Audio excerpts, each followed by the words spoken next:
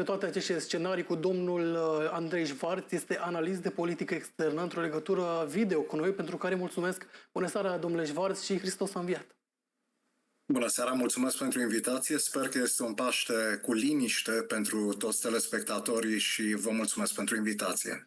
Așadar, domnule Schwarz, iată niște discuții care au generat foarte multe valuri la nivel internațional. Cum ar trebui să privim până la urmă această inițiativă a lui Putin? A fost sau nu de fațadă? Pentru toți experții care cunosc cum se desfășoară un război, este într-adevăr un anunț doar de PR, un anunț, după cum spuneți, doar de fațadă și, într-adevăr, scopul acestuia pare să fie o încercare care continuă de multe luni de zile de a convinge administrația Trump, pe președintele Donald Trump personal, dar și pe alți membri ai administrației, că Rusia, de fapt, își dorește rezolvarea acestui conflict. Nu trebuie să avem, din păcate, trebuie să o spunem, nu trebuie și nu putem să avem, dacă suntem responsabili, să avem încredere în ceea ce spune Vladimir Putin. Cei care au încredere acum în ceea ce spune Vladimir Putin, fără să fie acolo în Rusia și să fie obligați să aibă încredere, trebuie să-și aducă aminte doar de momentul ianuarie și începutul lui februarie 2022.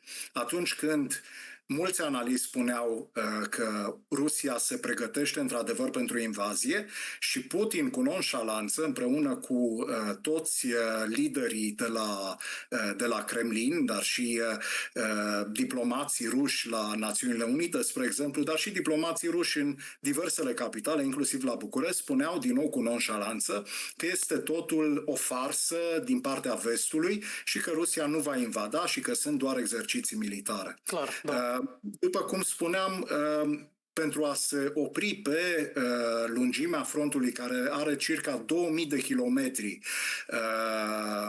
pentru a se opri focul și acest foc care ucide ucrainieni, în principal civili de 3 ani și vine sub diferite forme, aerian, terestru, maritim, pentru a se opri focul trebuie multe zile pentru a se transmite ordinele venite de la Kremlin. De obicei, aceste ordine se dau în liniște, da? Nu se anunță la televizor și apoi treptat se opresc diferitele elemente de atac. Întâi se opresc, spre exemplu, bombardierele strategice ale Rusiei, apoi se opresc mortierele care lansează obuze, apoi se opresc acțiunile sinucigașe, așa precum le-am văzut cu zeci de trupe rusești sau nord-coreene de pe linia frontului în diversele locuri, atât în Ucraina cât și în Rusia, acolo unde Ucraina a reușit să cucerească în 2 oblasturi kilometri buni de teritoriu. Deci, din nou, această mișcare a lui Putin este doar de ochii lumii, cum se spune, este doar de ochii, în principal, al lui Donald Trump și trebuie să o luăm ca atare. Președintele ucrainean Zelensky a spus, dacă este serios Putin în acest moment, atunci haideți să nu fie o încetare a focului de 30 de ore, ci una de 30 de zile măcar, care să fie o bază serioasă pentru o încetare a focului și eventual un plan de pace pe termen lung. Dar, din nou, aș spune eu, dacă îmi permiteți, domnule Chitucea, scuze că am întrerupt, aș spune cât valorează cuvântul lui Putin, cât valorează garanțiile pe care aceștia le-ar oferi pentru o încetare a focului fie de 30 de ore, fie de 30 de zile, fie de 30 de ani. Și eu aș spune că nu valorează mai mult decât garanțiile pe care, spre exemplu, mișcarea teroristă Hamas le-a oferit Israelului în urmă cu câțiva ani și am văzut ce s-a întâmplat în octombrie 2023. Domnule Schwarz, acordând puțin atenție și acelei intervenții a domnului Trump cu privire la ce se întâmplă cu negocierile de pace, cum ar trebui să privim această abordare a președintelui de la Casa Albă? E doar o dorință la fel de fațadă când vine vorba despre aceste înțelegeri? Pentru că, iată, spunea în campania electorală că va reuși să oprească războiul foarte rapid. Acest lucru nu s-a întâmplat. Care e până la urmă direcția în care merge Donald Trump? Ar putea exista niște inițiative mai concrete, pentru că a pus presiune pe Uniunea Europeană. Iată, a anunțat Ursula von der Leyen acele sume foarte mari pentru înarmare. N-am văzut un PIB foarte ridicat în țările din vestul Europei pentru apărare, ceva suplimentar, însă au existat, iată, niște mișcări. Care e abordarea lui Donald Trump în această perioadă?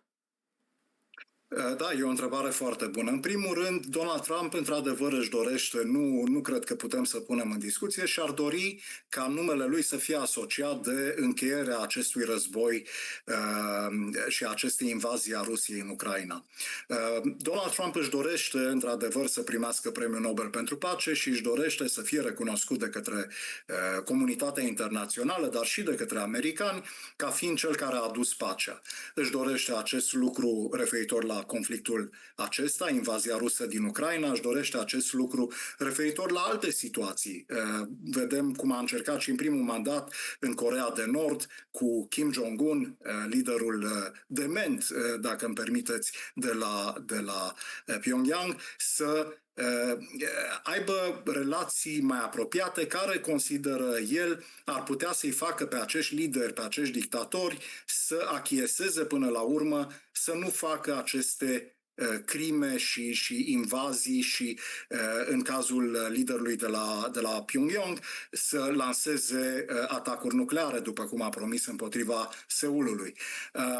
Din păcate, aceste vise până la urmă și dorințe de înțeles din partea lui Donald Trump se lovesc de realitate.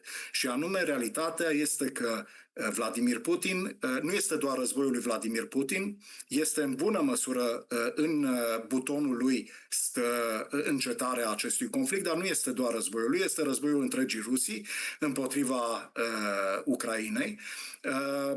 În alte situații referitoare, spre exemplu, la Iran, din nou vorbim de un regim terorist, dictatorial față de propriul popor și așa trebuie să le vedem pe aceste regimuri, în primul rând, cum se comportă cu proprii cetățeni. Fie că vorbim de Putin cu rușii, fie că vorbim care își doresc democrație, fie că vorbim de liderii de la Teheran cu propriul popor care își dorește libertate și democrație. Nu putem să avem încredere în aceștia, trebuie să îi aducem într-adevăr pe o cale de normalitate oarecare, dar aceasta ei trebuie să fie împinși într-acolo. Ce încearcă Donald Trump este într-adevăr să arate cumva lui Putin, este și aceasta o abordare, chiar dacă eu nu sunt de acord cu ea, încearcă să-i arate lui Putin că el nu are neapărat preferințe între Ucraina și Rusia și că își dorește doar încetarea focului. Ok, dar nu funcționează așa, din păcate, atât Vladimir Putin cât și elita criminală de la Moscova. Ei trebuie să fie forțați să vadă că nu este nicio altă soluție din punct de vedere al presiunilor economice, militare, prin sprijinirea Ucrainei, oprirea relațiilor comerciale, forțarea altor state precum India și China să se decupleze de Rusia și e foarte greu de făcut acest lucru, dar numai punând presiune pe Rusia se poate opri acest război. Ucraina este pregătită pentru pace, își dorește pacea și înțelege liderii ucraineni și populația, înțeleg că pentru asta vor trebui să facă concesii dureroase, concesii care în mod ideal nu ar trebui să existe din punct de vedere moral.